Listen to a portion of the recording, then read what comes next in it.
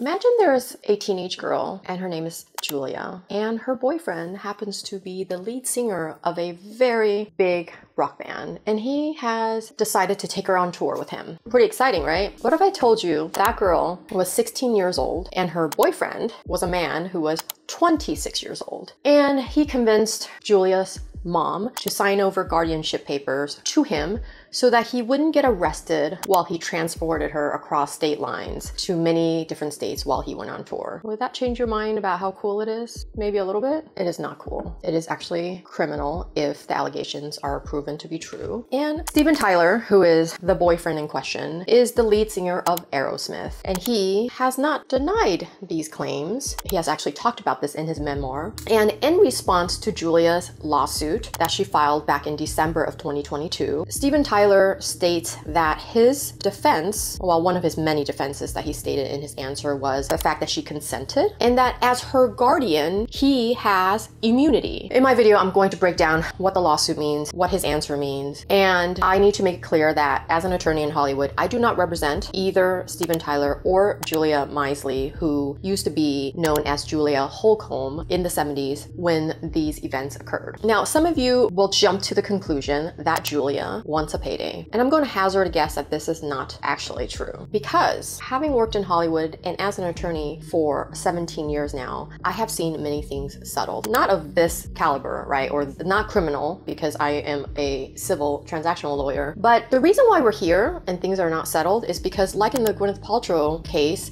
she didn't settle because she refused to settle. And I believe that Julia has refused to settle because she is not out for money. She is actually wanting to hold Steven Tyler accountable and to help other survivors of sexual assault to feel seen and not alone. And that's always been the goal of my channel. So the plaintiff, Julia, was allowed to file this lawsuit against Steven Tyler in the last days of 2022 based on a 2019 law that Governor Newsom passed called the California Child Victim Act, which allowed victims of sexual assault and sexual abuse suffered as a child to be able to basically have a look-back window, meaning if their statute of limitation had run out because this occurred to them as children, then these victims could now file a lawsuit within those 3 years. And Julia filed in the final days of 2022. Now, Julia states in her complaint and asserts allegations of sexual assault, sexual battery, and intentional infliction of emotional distress, as well as involuntary infamy. The facts aren't really being disputed here, and Steven Tyler has admitted in his own memoirs that he almost took a teen bride and that her parents fell in love with me, signed a paper over for me to have custody so I wouldn't be arrested if I took her out of state. I took her on tour with me. Julia released a statement through her lawyer, Jeff Anderson, that stated, "I want this action to expose an industry that protects celebrity offenders, to cleanse and hold accountable an industry that both exploited and allowed me to be exploited for years, along with so many other naive and vulnerable kids and adults." And then she goes on to state that, "Because I know that I am not the only one who suffered abuse in the music industry, I feel it is time for me to take this stand and bring this action to speak up and stand in solidarity with other survivors." So as I stated earlier, I do not believe she is out for money. She is not willing to settle because, you know what? I'm sure Steven Tyler has offered it, because most powerful men in Hollywood, in the music industry, always want victims to go quiet and go silent. And today I'm going to be silent no more.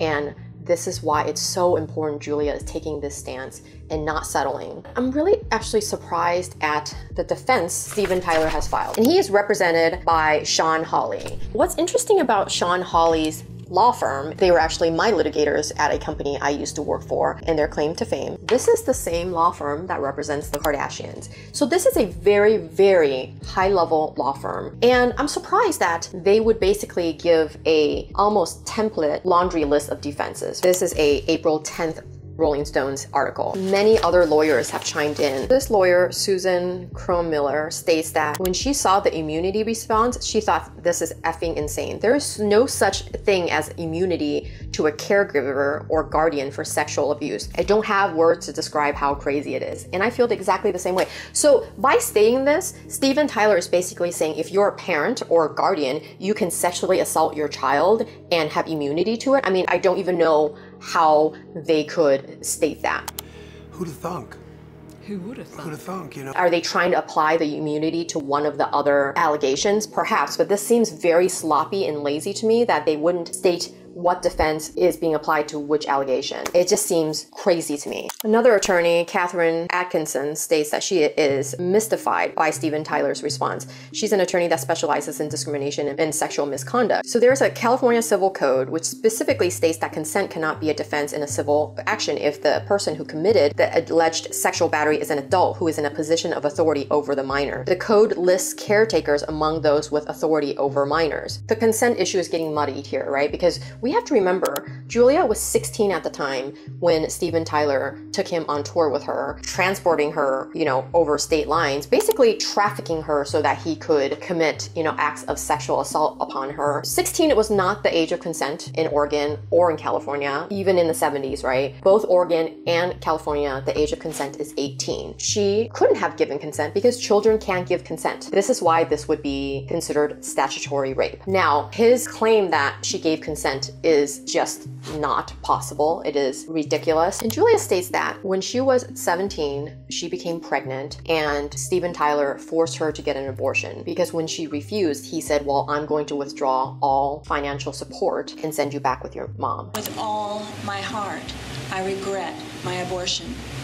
Now, what people don't realize is Julia came from a broken home. Her father left when she was a toddler. When she was young, her brother and grandfather died in a tragic car accident, and that sent her mom into a mental breakdown. So by the time Julia met Steven Tyler, she had already been through a very chaotic childhood. Her mom ended up marrying a man who had a deep alcoholic problem that basically Julia was not protected on any front. She was not protected by her mom. She was not protected by Steven Tyler. She was a child who was defenseless. So going from one chaotic world into the world of rock and roll and touring, I think felt very normal for her at first. But according to her, after the forced abortion, she decided to get out. She decided that she could not live in this world anymore. And she left Steven Tyler, married someone, and had her own family, has become a devout Catholic. She wants to take this position so that she can help other survivors know that they have an ability to speak up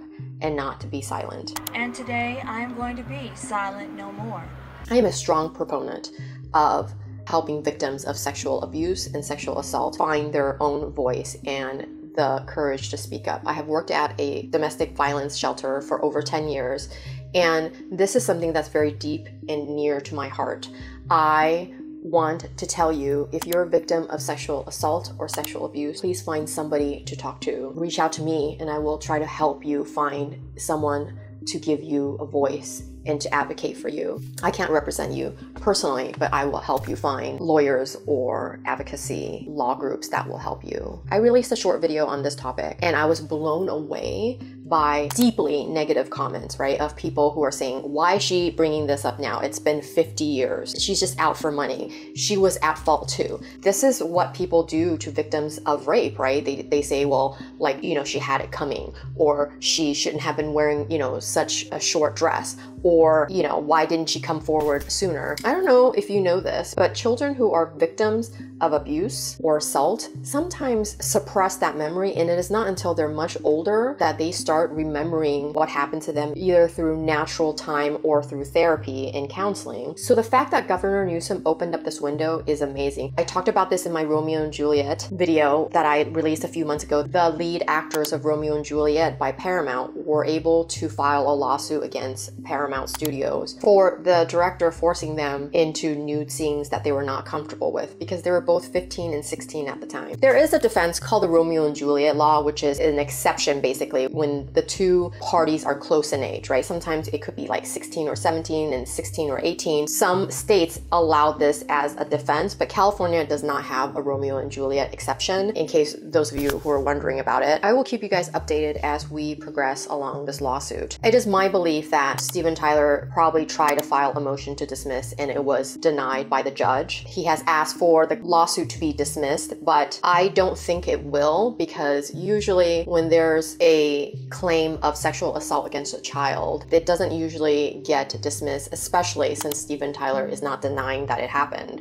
He's just stating that he had defenses against it, right? That she consented and that he had immunity as her guardian. It makes me so angry, right? So I'll keep you guys updated as to what happens. I just want you to know, if you are a victim, you're not alone. Please come out and talk about your story, because it only helps other victims find strength to also tell their stories, because it's only when we speak up do those who are voiceless and powerless feel empowered to also come forward. This is Tyler, the Hollywood attorney. Thank you so much for watching this heartbreaking case. I'll see you guys soon.